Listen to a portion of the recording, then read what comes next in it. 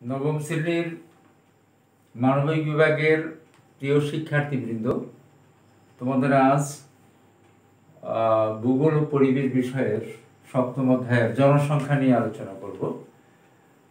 সকলকে মনোযোগ সহকারে শোনার জন্য বিশেষভাবে তোমাদেরকে অনুরোধ করলাম। আচ্ছা, এবার আমরা জনসংখ্যার পরিবর্তনের ধারা বা বর্তমান পরিস্থিতি কি এটা নিয়ে আমরা আলোচনা করব। জনসংখ্যা কিভাবে সারা বিশ্বের জনসংখ্যা কিভাবে পরিবর্তন হচ্ছে, জনসংখ্যার বৃদ্ধির হার, এটা নিয়ে আমরা একটু আলোচনা করার চেষ্টা করব। তোমাদেরকে আমি এখানে আজকের আমরা যে বিষয়টা পড়াবো সেটা আমি এখানে একটু লিখে দিচ্ছি বোর্ডে, একটু খেয়াল করে দেখো। এবং বর্তমানে অর্থাৎ বিশ্বের জনসংখ্যা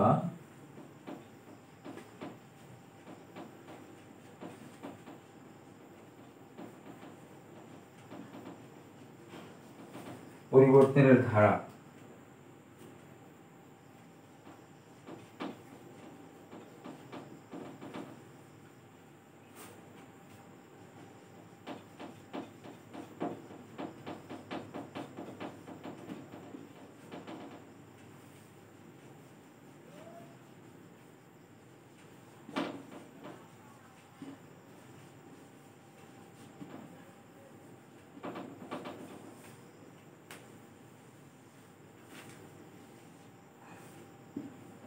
বিশ্বের জনসংখ্যা, বর্তমান পরিস্থিতি ও পরিবর্তনের ধারা, এই বিষয়টা নিয়ে আমরা একটু আলোচনা করব। তাহলে এখন বলবো সারা বিশ্বের জনসংখ্যা কি এবং এটার পরিবর্তন কি হারে পরিবর্তন হচ্ছে এবং এটার ধারণা কি, এটা নিয়ে আমরা আলোচনা করব। পৃথিবীর সৃষ্টির জন্মলগ্ন পরে থেকে মানব যখন সৃষ্টি হয়েছে সেখান থেকে শুরু করে একেবারে 1650 সাল পর্যন্ত যে জনসংখ্যা ছিল সেটাকে আমরা বলবো অর্থাৎ শুরুতেই যেটা অর্থাৎ তিনটি জনসংখ্যার যে তিনটি পর্যায় আছে এখানে। প্রথম পর্যায় হচ্ছে একটা প্রথম পর্যায়, মাধ্যমিক পর্যায় এবং সাম্প্রতিক পর্যায়ে, এই তিনটি পর্যায়ে ভাগ করা যায়। এখন প্রাথমিক পর্যায়ে যেটা ছিল, প্রাথমিক পর্যায়ের মধ্যে দেখা যাচ্ছে যে একেবারে সৃষ্টির প্রথম থেকেই একেবারে হাজার হাজার বছর ধরে যে 1650 পর্যন্ত যে সনটা ছিল, সেই সময়ে মানুষ হিসাব অর্থাৎ সেই জনসংখ্যা যেটা গণনা সিস্টেম যেটাকে বলে আদমশুমারি, সেরকম ছিল না তখন। খুব অর্থাৎ যে জনসংখ্যা বৃদ্ধিটা খুব অর্থাৎ খুব কম হারে বৃদ্ধি হতো। জন্মহারও এবং মৃত্যু হার উভয়ই কম ছিল, যার কারণে জনসংখ্যা খুবই বৃদ্ধির হারটা খুবই কম ছিল। পরবর্তী পর্যায়ে প্রায় যখন সপ্তদশ শতাব্দীর মধ্যে দেখা যাচ্ছে যে এই জনসংখ্যাটা বেশ পরিবর্তন আসছে, তখন এখানে আমরা যে তথ্য অনুসারে দেখতে পাই যে বর্তমান জনসংখ্যা দেখা যাচ্ছে যে এই যে পরিবর্তনটা যেটা দেখা যাচ্ছে এটা খুব দ্রুত গতিতেই পরিবর্তন আসছে। তাহলে এখন সেটা আমরা নিয়ে আলোচনা করব। এখন দেখা যাচ্ছে যে এই যে হারে প্রতি 10 বছর কিংবা তার অন্তর অন্তর যেইভাবে যে জনসংখ্যা গণনার সিস্টেম আর কি, সেটাকে বলা আদমশুমারি। এই আদমশুমারি অনুসারে তথ্য অনুসারে আমরা যেটা পাই, তার মধ্যে দেখা যাচ্ছে যে পৃথিবীর জনসংখ্যা ক্রমে বৃদ্ধি পাচ্ছিল, কিন্তু সপ্তদশ শতাব্দীর জনসংখ্যা বৃদ্ধির হার কিছুটা কমলো, কিন্তু পরবর্তী 200 বছর তার জনসংখ্যা প্রায় দ্বিগুণ হারে বৃদ্ধি পেয়েছে। 1650 সালে পৃথিবীর মোট জনসংখ্যা ছিল প্রায় 500 মিলিয়ন। 1650 সালে দেখা যাচ্ছে যে জনসংখ্যা ছিল প্রায় 500 মিলিয়ন। 1850 সালে বৃদ্ধি পেয়ে প্রায় 1.2 বিলিয়নে দাঁড়ায়। 1850 সালের পর কৃষি ও শিল্প বৈপ্লবিক যে পরিবর্তন ঘটছে, সেখানে দেখা যাচ্ছে যে কৃষি বিপ্লব এবং কৃষি উন্নয়নের ফলে জনসংখ্যা দ্রুত গতিতে বৃদ্ধি পায়। তখন মানুষের উৎপাদন বৃদ্ধি পায় এবং সেই উৎপাদন বৃদ্ধির সাথে সাথে প্রয়োজনের তাগিদে তারা জনসংখ্যাও দ্রুত গতিতে বৃদ্ধি পায় এবং জনসংখ্যা বৃদ্ধির গতিধারাও পরিবর্তনে আসে। তার মধ্যে প্রায় মাত্র 100 বছরের মধ্যে পৃথিবীর জনসংখ্যা আরও দ্বিগুণ পরিণত হয়। এইভাবে 1950 সালে পৃথিবীর জনসংখ্যা দেখা যাচ্ছে যে অর্থাৎ এখানে দেখা যাচ্ছে বিলিয়ন 2.53 বিলিয়ন জনসংখ্যা দেখা যাচ্ছে, আমরা যে তালিকা এখানে দেখতে যাচ্ছি। এইভাবে যদি জনসংখ্যা বৃদ্ধি পায় তো 2025 সালের মধ্যে দেখা যাচ্ছে যে প্রায় 8 বিলিয়ন জনসংখ্যা সারা বিশ্বে হবে, সেটা তথ্য অনুসারে পাওয়া যাচ্ছে। আমরা এখন এখানে একটা ছক তৈরি, জনসংখ্যার বৃদ্ধির হার কীভাবে বৃদ্ধি পাচ্ছে সন অর্থাৎ সেই 2000 অর্থাৎ 1950 সাল থেকে একেবারে 2015 সাল পর্যন্ত যে জনসংখ্যাটা বা সারা বিশ্বের সম্ভাব্য বা সম্ভাবনা আছে সেটা নিয়ে আমরা এখানে তালিকা তৈরি করব এবং সেই অনুসারে আমরা ছক আঁকবো এবং একটা লেখচিত্রের মাধ্যমে সেটা দেখানোর চেষ্টা করব। এবার আমরা একটু আঁকি, তাহলে একটু খেয়াল করে দেখতে পারবো।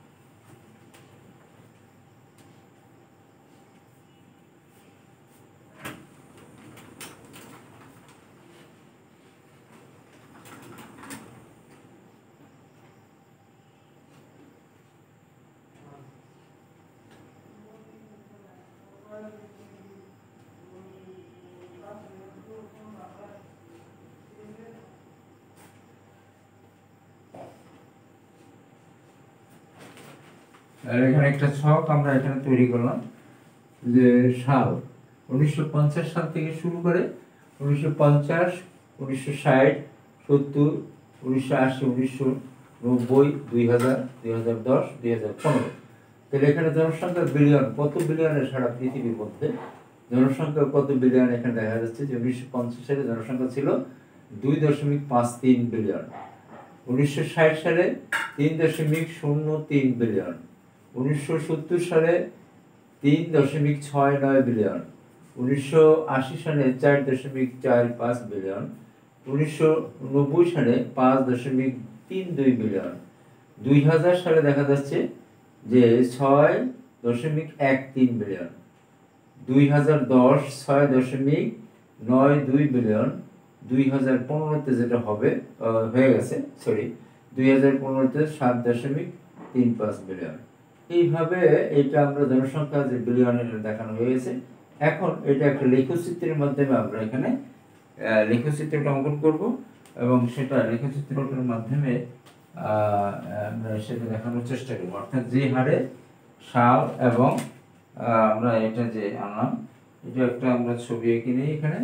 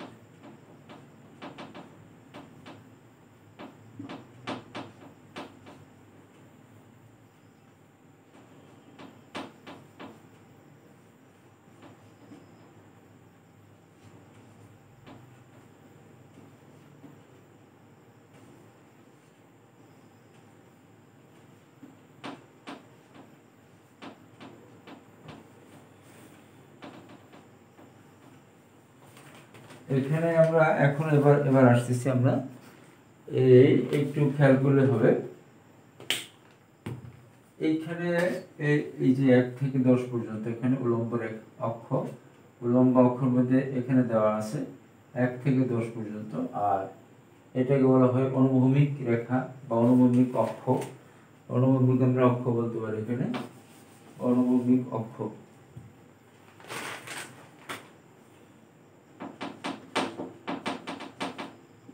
এই ক্ষেত্রে দেখা যাচ্ছে যে আমাদের সারা পৃথিবীর মধ্যে যে জনসংখ্যাগুলি যে বর্তমানে এখানে দেখা গেছে যে 1950 সালে জনসংখ্যা বিলিয়নে দেখা গেছে যে 2.53 বিলিয়ন। তো সেটা যদি আমরা এখানে এই রেখাচিত্রের মাধ্যমে দেখানো হয় তাহলে দেখা যাচ্ছে 1950 সালে, তো এটাকে যদি আমরা ধরি 1 বিলিয়ন হিসাবে এই পর্যন্ত ধরানো হয়, তাহলে 1 বিলিয়ন 1 2 অর্থাৎ 2 এবং 3 এর মাঝামাঝি দেখা যাচ্ছে মানে 2.5, তাহলে 2.5 মানে হলো এখানে একটু বেশি, 2.5 এর একটু বেশি, তাহলে 2.53 বিলিয়ন। 2.53 বিলিয়ন মানে কি 1 2 3 অর্থাৎ 3 এবং 2 এর মাঝ বরাবর এই পর্যন্ত আসলো। এটা হলো 1950 সালে লোক সংখ্যা ছিল সারা পৃথিবীর ভিতরে 2.53 বিলিয়ন। তারপরে আবার 1900 অর্থাৎ 10 বছর পরে লোক সংখ্যা দেখা গেছে যে 1960 সাল, 1960 সালে দেখা গেছে লোক সংখ্যা এখানে দেখা গেছে যে 3.03 বিলিয়ন। তাহলে এখানে এই অনুসারে 60 সালে দেখা গেছে 3.03 বিলিয়ন। তাহলে এখানে এই পর্যন্ত আমরা এটা লক্ষ্য করতে পারলাম। এরপরে আবার 70 সালে দেখা গেছে 3.69 বিলিয়ন। 80 সালে দেখা গেছে 4.45 বিলিয়ন। 90 সালে দেখা গেছে 5.32 বিলিয়ন এবং 2000 সালে দেখা গেছে 6.13 বিলিয়ন। এরপরে 2015-তে এখানে আমরা 2015-তে আমরা লক্ষ্য করলাম এখানে দেখা গেছে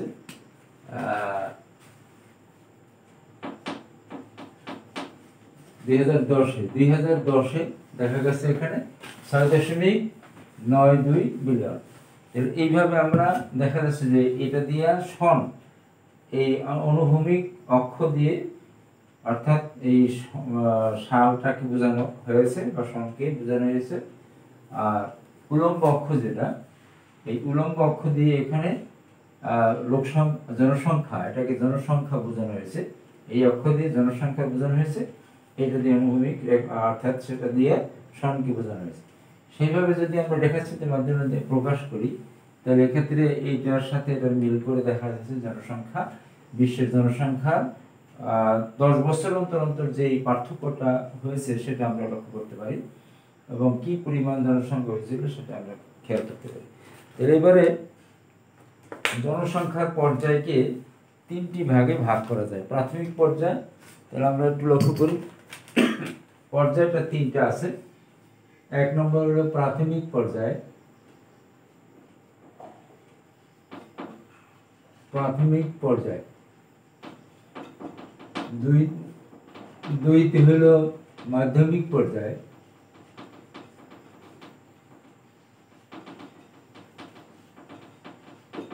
3 হলো সাম্প্রতিক পর্যায়, অর্থাৎ যেটা আমরা জানি যে 3টা হচ্ছে সাম্প্রতিক পর্যায়, যেটা সাম্প্রতিক পর্যায়।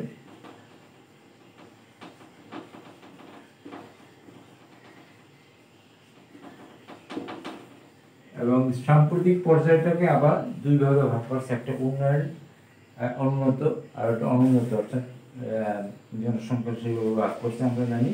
সাম্প্রতিক পর্যায়কে আবার একটা উন্নয়ন অঞ্চল হিসেবে ভাগ করছে। এই সাম্প্রতিক অঞ্চলটাকে আবার 2 ভাগে ভাগ করছে, একটা উন্নয়ন অঞ্চল, উন্নয়ন অঞ্চল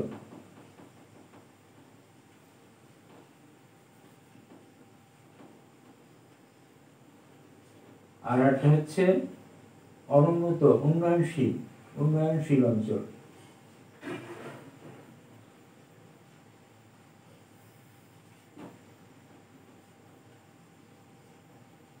তাহলে এখানে দেখা যাচ্ছে যে তিনটি পর্যায়ে এখানে লক্ষ্য করতে পারি আমরা।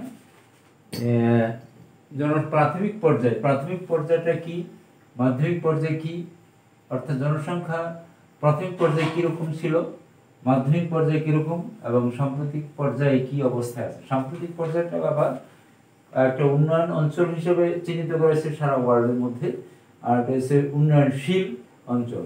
এই উন্নয়নশীল এবং উন্নয়ন অঞ্চল উন্নত, অর্থাৎ এখানে উন্নয়ন মানে উন্নত অঞ্চল হিসেবে, এখানে উন্নয়ন না বলে আমরা উন্নত অঞ্চল আর উন্নয়নশীল।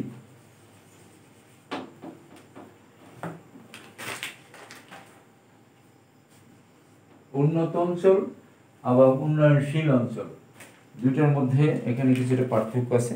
সেই হিসেবে দেখা গেছে যে এই প্রাথমিক পর্যায়টা হলো অর্থাৎ সৃষ্টির পৃথিবীর মানুষ জন্ম সৃষ্টি হওয়ার পর শুরু করে একেবারে 1650 সাল পর্যন্ত যে সময়টা ছিল সেটার প্রাথমিক অঞ্চল হিসেবে চিহ্নিত করা হয়।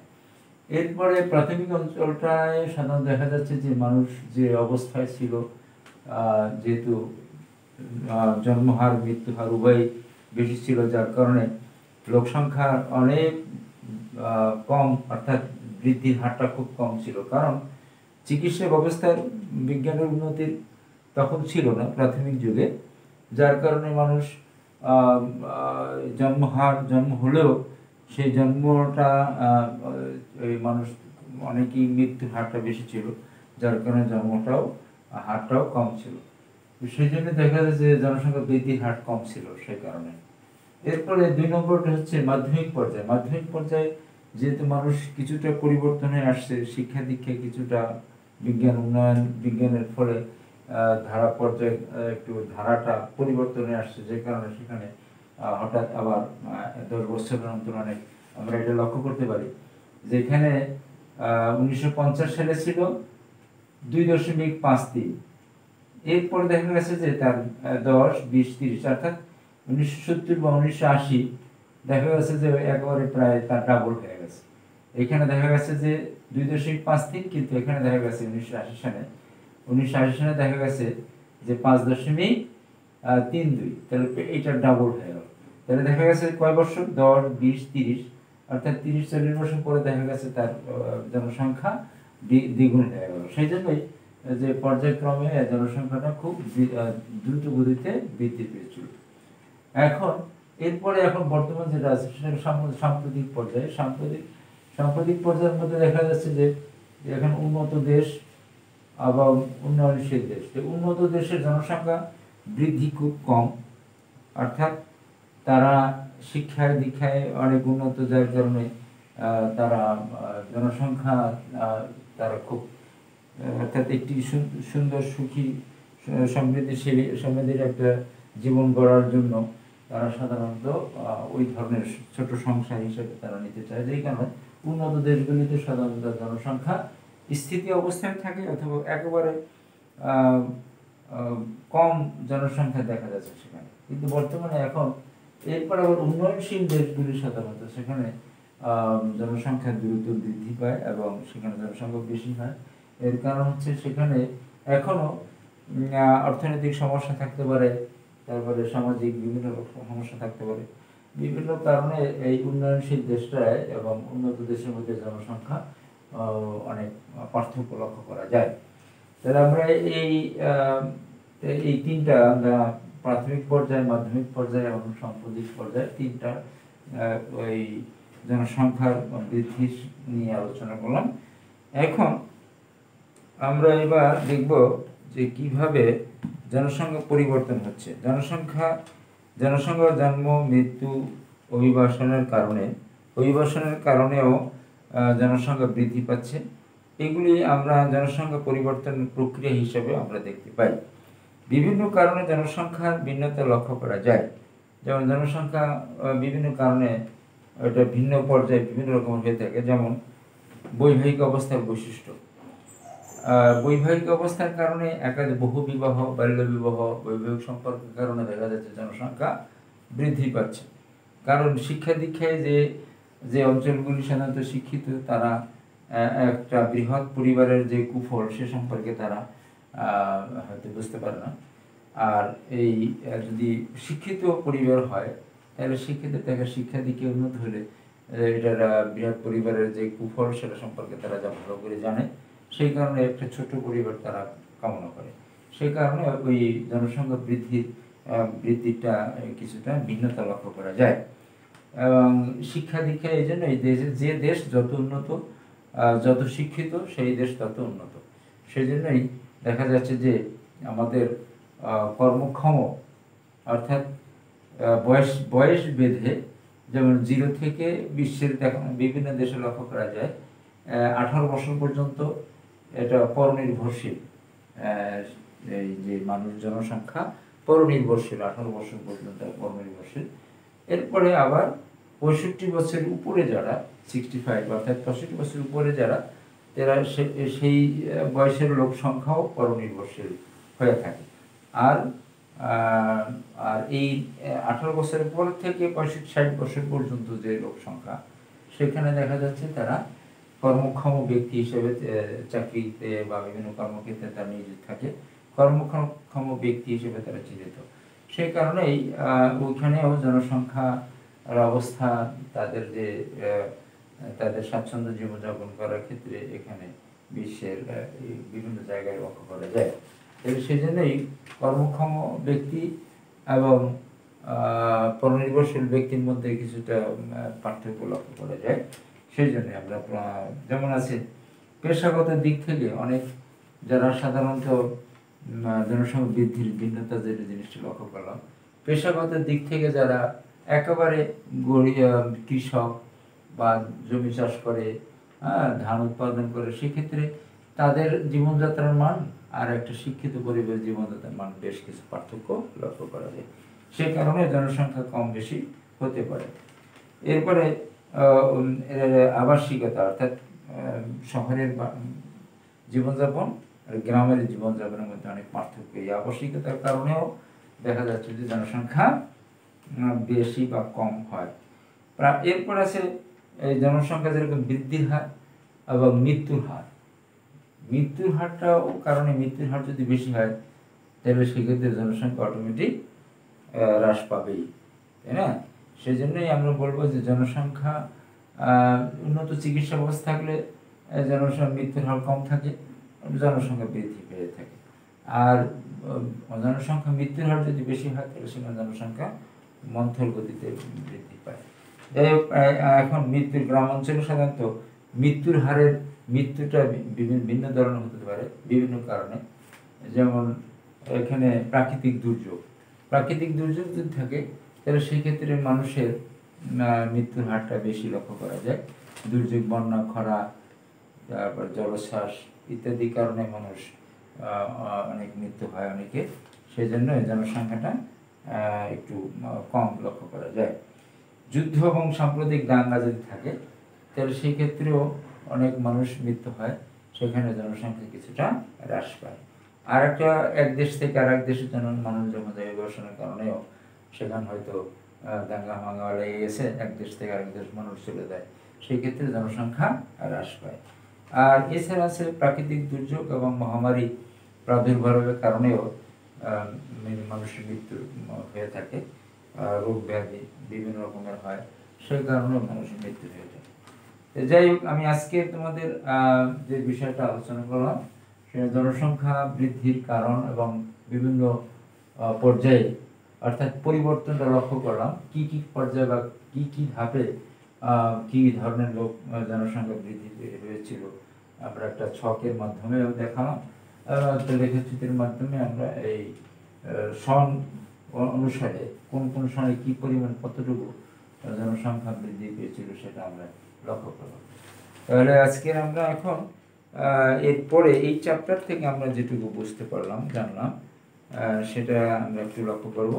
এখানে আমরা একটু কি ধরনের এই চ্যাপ্টার থেকে অনেক ধরনের সৃজনশীল প্রশ্ন হতে পারে, একাধিক। তো আমরা একটা সৃজনশীল প্রশ্ন আর কি একটা নমুনা তোমাদের দেখাচ্ছি। আমি ব্ল্যাকবোর্ডে এগুলি লিখে দিচ্ছি এবং এটা নিয়ে একটু আলোচনা করব, তাহলে একটু খেয়াল করে শোনো।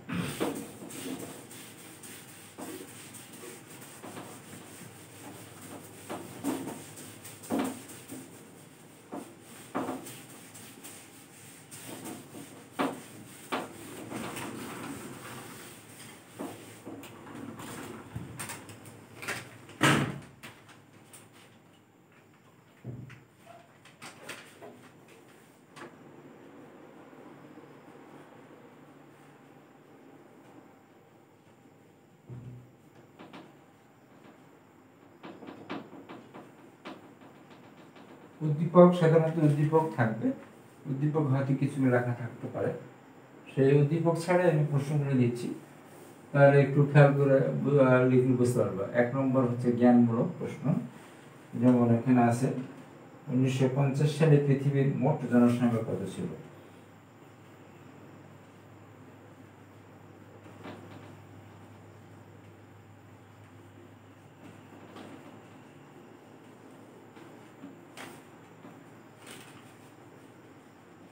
উনিশশো 50 সালে পৃথিবীর মোট জনসংখ্যা কত ছিল?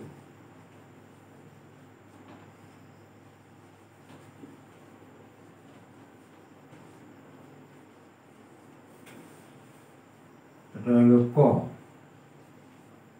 এবার খতে কাম্য জনসংখ্যা বলতে কি বোঝায়?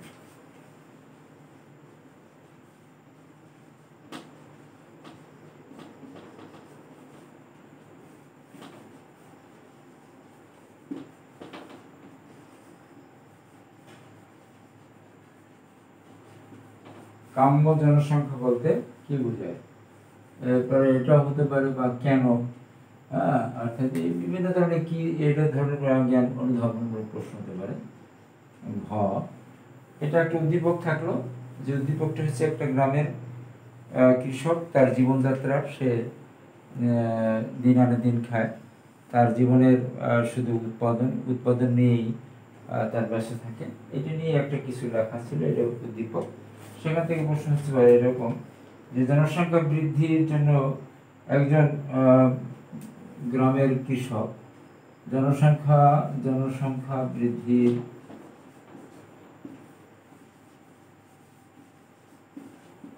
এর জন্য একজন গ্রামের কৃষক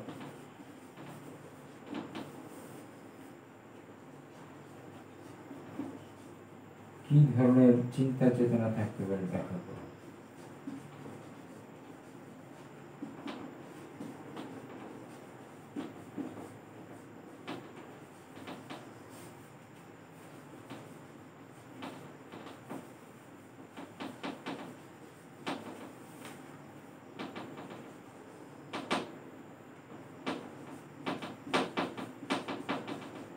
অর্থাৎ জনসংখ্যা বৃদ্ধির জন্য একজন গ্রামের কৃষক কি ধরনের চিন্তা চেতনা থাকতে পারে,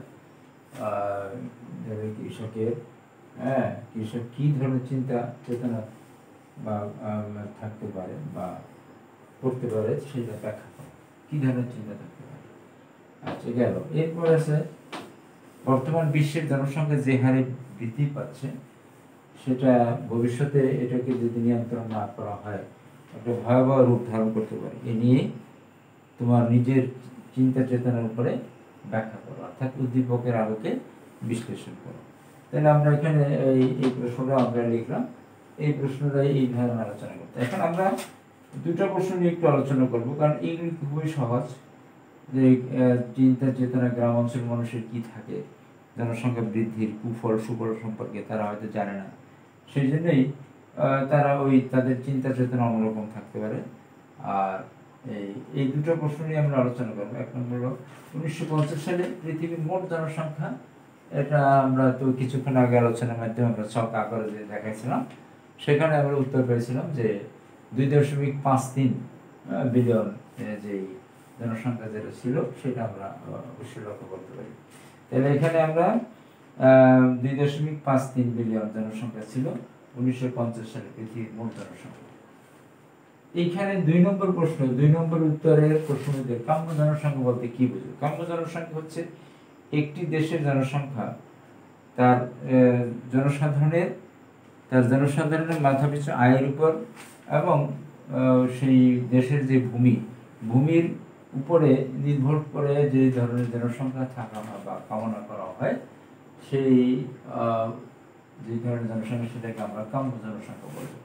কাম্য জনসংখ্যা সাধারণত জমির পরিমাণের কি পরিমাণ জমি থেকে সেই আয়তন জনসংখ্যা জমির আয়তনের উপরে কি পরিমাণ আমার জনসংখ্যা দরকার। যেমন বাংলাদেশের মানুষের যেটুকু জায়গা, এই আয়তনের তুলনায় বাংলাদেশের লোক সংখ্যা অনেক বেশি, সে কারণে বাংলাদেশের জন্য মাথাপিছু আয়ও কম, যার কারণে তাদের অর্থনৈতিক অবস্থাও দুরবস্থার সৃষ্টি হয়। এই জন্যই আমাদের দেশ উন্নয়ন করার জন্য, দেশ উন্নত করতে হলে প্রত্যেকেরই চিন্তা চেতনা থাকতে হবে যে আমাদেরকে উৎপাদন বাড়াতে হবে এবং জমির পরিমাণকে যেটুকু আছে, the population increasing day by day, লোক সংখ্যা দিনের দিনই বাড়তেছে, কিন্তু বাড়তে ল্যান্ড ইজ দ্য সেম। ভূমির পরিমাণ ঠিকই আছে, কিন্তু লোক সংখ্যাই বাড়ছে। আজকের থেকে 50-100 বছর আগে যে পরিমাণ ভূমি ছিল, আজকের সেই পরিমাণ ভূমি আছে, কিন্তু লোক সংখ্যা দ্বিগুণ হয়ে গেছে, তার অনেক বেশি, কয়েক গুণ বেড়ে গেছে। কিন্তু এই তাদের উৎপাদন বৃদ্ধি পাচ্ছে না বিধায় আমাদের অর্থনৈতিক অবস্থা এরকম সৃষ্টি হচ্ছে। সেজন্যই আমাদের দেশের উন্নয়নের জন্য কাম্য জনসংখ্যা একান্ত প্রয়োজন, সেটা আমরা অবশ্যই বুঝতে পারবো এই প্রশ্ন থেকে। তাহলে আমরা এটা দুইটা প্রশ্ন। আর জনসংখ্যা বৃদ্ধির জন্য একজন গ্রামের কৃষক সাধারণত অশিক্ষিত, অর্থাৎ শিক্ষা দিকে জনসংখ্যা নিয়ন্ত্রণের ক্ষেত্রে একজন শিক্ষিত মানুষ এবং অশিক্ষিত বা জ্ঞানের গরিব কৃষকের চিন্তা চেতনা এক ধরনের থাকে না। কারণ একটা শিক্ষিত মানুষ সে কীভাবে একটা ছোট সংসার তৈরি করবে, কীভাবে দেশের সংসারটাকে সুন্দর সুশৃঙ্খলভাবে গড়ে তুলবে, সেটা তাদের চিন্তা চেতনা থাকে। কিন্তু গ্রামের কৃষক যারা দিন আনে দিন খায়, তাদের চিন্তা ভাবনা সেরকম থাকে না। সেই জন্যই একটা গ্রামের কৃষকের একটা পরিবারের যে লোক সংখ্যা আর শিক্ষিত পরিবারের শহরের সেই ধরনের লোক সংখ্যা একরকমের থাকে না, কিছুটা পার্থক্য থাকে। সেই জন্যই জনসংখ্যা নিয়ন্ত্রণের ক্ষেত্রে, জনসংখ্যা বৃদ্ধি হ্রাসের ক্ষেত্রে বিভিন্ন চিন্তা চেতনা দুইটির মধ্যে পার্থক্য, শহরের মানুষ এবং গ্রামের মানুষের মধ্যে পার্থক্য লক্ষ্য করা যায়। যাই হোক, একটি দেশ এবং একটি জাতি সারা পৃথিবী উন্নয়নের জন্য আমাদের যে, এই জন্য বলছে যে পপুলেশন, যে জনসংখ্যা আমাদের সমস্যা, প্রবলেম, যে বার্নিং কোয়েশ্চেন অলরেডি একটা জ্বলন্ত অগ্নিকাণ্ডের মধ্যে অগ্নিকাণ্ড সৃষ্টি হয়েছে। এটাকে আমরা যদি নিয়ন্ত্রণ করতে না পারি, তাহলে দেশ কখনো উন্নয়ন করা যাবে না। সেই জন্য এই উৎপাদনকে বাড়াতে হবে, জনসংখ্যাকে নিয়ন্ত্রণ করতে হবে, তাহলেই আমাদের দেশ উন্নত হবে এবং সেই মধ্যম আয়ের দেশের পরিণত হতে পারবে এবং উন্নয়নশীল দেশ থেকে মধ্যম আয়ের দেশ, এবং ভবিষ্যতে হয়তো আরও উন্নত হয়ে একটি উন্নত দেশেও পরিণত করা যাবে, যদি আমরা দেশের মানুষের সবাই যদি পরিশ্রমী হয়, যদি আরও বেশি কঠোর পরিশ্রম করে, তাহলে সে দেশ একদিন উন্নত, যে দেশ উন্নয়নের দিকে ধাবিত হচ্ছে, সেই জন্য এই দেশ উন্নত হবে। সেই জন্য আমরা আজকে যে বিষয়টা আমরা এখানে তোমাদের সৃজনশীল প্রশ্ন নিয়ে আলোচনা করলাম এবং যে বই নিয়ে আলোচনা করলাম, সেটা নিয়ে এখন আমরা বিস্তারিত আর কিছু আলোচনা করব না। এই পর্যন্তই আমি আজকের আমার আলোচনা এই পর্যন্ত শেষ। সকলকে ধন্যবাদ জানিয়ে আমার আজকের পাঠ শেষ করলাম।